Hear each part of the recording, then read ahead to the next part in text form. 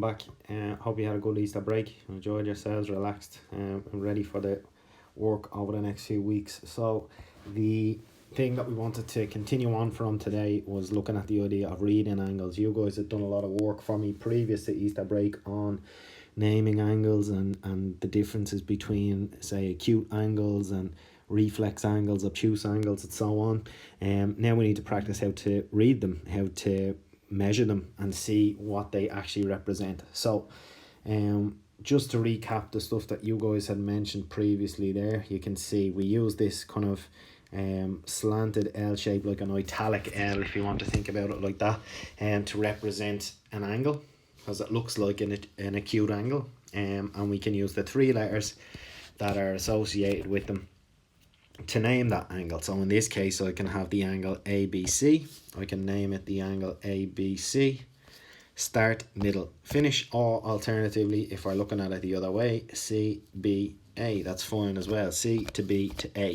Now, as I've said, the middle letter must be in the middle. So you can see B is in the center and B is at the vertex. We can also name the angle just using that letter at the vertex. So if we don't remember what a vertex is, we need to look back at our definitions or look back at what we've read before Easter. But we can just use the angle B also.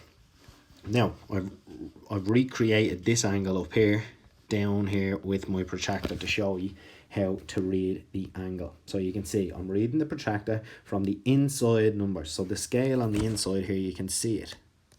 Okay, from 0 up, and it goes all the way up to 90, and then it keeps going up to 180. So I can use these, I can use a protractor to read any angle that I want to in the range from 0 to 180. If I want to read a bigger angle, like a reflex angle for example, I've got to take it in two parts, but I'd still be able to do it. You can also get a 360 degree protractor, which is a full circle, but they won't fit in a regular mat set. So we can get those also, and they have a little moving arm that can move back and forth and help you read the angle. But most of you, if not all of you, will have a regular 180 degree protractor. So this is what we're going to practice with. So you can see I'm reading on the inside numbers, as I said. The angle starts at C. I'm reading it because you can see the way it looks. I'm going to read it from here to here. Now I'm going to do that for two reasons. One, because this we know is parallel to the lines that are being drawn in our copy, or we know that that's a straight line. If I was to start at an angle, or if to start and put my protractor up here, or imagine placing it that way, it's going to be hard to read what's happening. So I will usually read from the bottom line, which is drawn horizontally, and also the shape that it's making, the angle that it's making, I'm going to read it as if it's moving anti-clockwise. So you can imagine that, you know, that the arms of your clock, be it the minute or the hour hand, will move in a clockwise direction, down to the right and back up to the left and down to the right again. This one I'm reading anti-clockwise or counterclockwise, so I'm going from here upwards. Okay, so this is why I'm using from 0, and that's why I'm using the inside lines or the inside scale.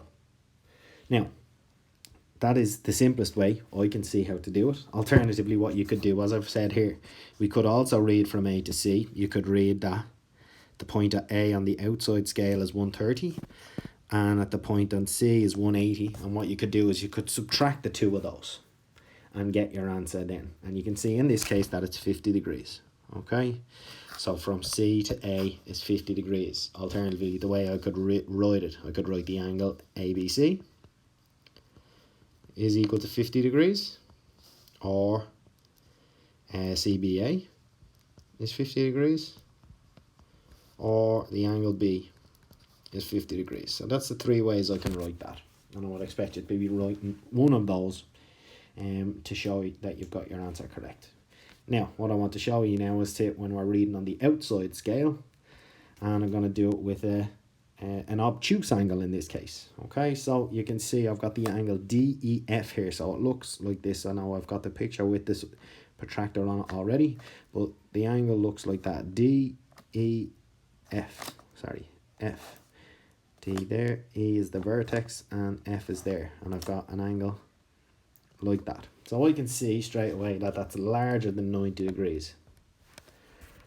bigger than 90. So I'm expecting, it's an obtuse angle, I'm expecting something higher than 90. Again, even if you're reading from your protractor, some people might say, oh look, it's an angle of 60 degrees. You know that that's incorrect before you even do any work, because you can see that angle before you place your protractor down. I know that looks like an obtuse angle, so I'm expecting an answer between 90 and 180. If I get a number that's lower than that, I know I've made a mistake. I know that that's an obtuse angle. So I'm reading from the outside scale in this case, as I've said, from left to right. I'm moving in a clockwise direction, okay? The same way as your arms, your clock move. And I'm reading on the outside scale, so I'm going from 0 and I'm reading up, up, up, up, up until I meet where the line hits, and that's 120 degrees. Done and dusted. If I was asked to draw or measure a reflex angle, I should say. So you can imagine, I've got an angle there, and I know that that's larger than 180. And I'm in trouble because I don't know if I can do this with my 180 degree protractor. Nice and simple. It's definitely still doable. All we got to do, we can draw a straight line along that line there. We know that that's straight, and we know I can place my protractor there, sit that on top. I know my protractor represents 180 degrees, don't I? So all I got to do then, I know this part of the angle is 180 degrees, and what I can do then, I can find out the rest of it here, and I can just use my protractor the same as I would have done, but just upside down, I suppose.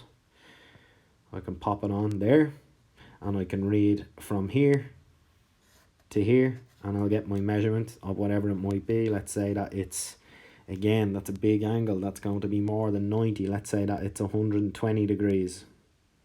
120 degrees for argument's sake.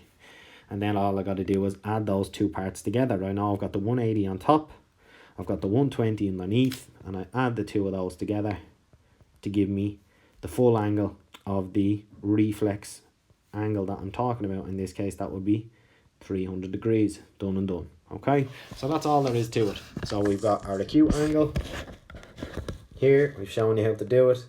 We've got our obtuse angle, we've shown you how to do it, and we've got our reflex angle, I've also shown you how to do it. So we're going to use these tools, have a look over the video, make sure we're clear, and we're going to use our protractor to answer some problems on measuring angles in a circle or measuring angles that are drawn for us. Thank you.